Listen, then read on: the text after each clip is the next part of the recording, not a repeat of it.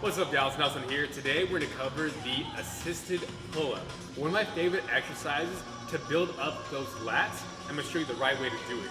Alright, so whenever you're getting on this, you're going to want to put those knees on this padding to where the front of the knees are directly underneath these grips. So for me, at my assisted pull-up machine, it's about 2 inches away from the bottom of, or the edge of this pad. Next up, let's talk about the width of those hands. You don't want to go too wide to where you're missing out on the fully shortening of those lats, and you don't want to go too narrow to where you're using too much of the bicep on this exercise. So what you want to do is put your hands as if you're doing a bench press, all right? And then you're going to move those hands about 1 hand length greater than that bench press position.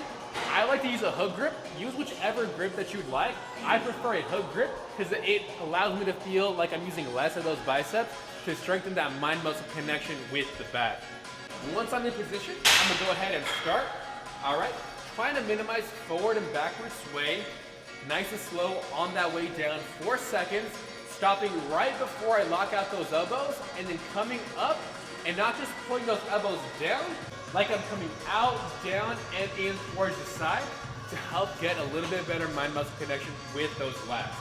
All right, so in position, nice and slow on that way down, going almost to the very bottom, stopping right before those elbows lock out, all the way up.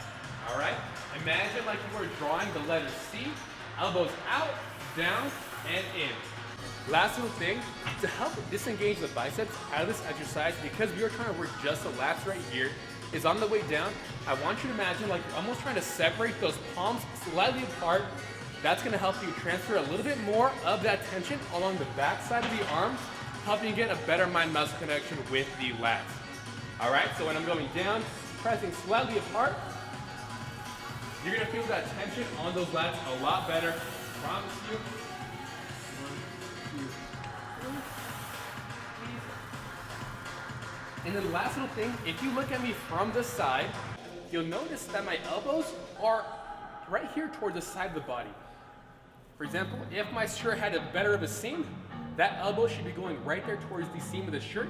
You shouldn't have those elbows going too far back. You want those forearms almost completely up and down to help bias the lats right here.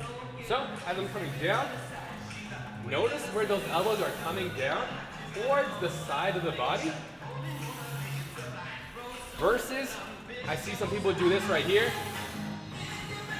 That's gonna do a little bit more of the work on the mid-back, the rhomboids and the teres. If you do with that, you wanna keep those elbows forward, tension a little bit better on just those lats. Once you're done, take a step off right there, gently let that weight go back, and you're done.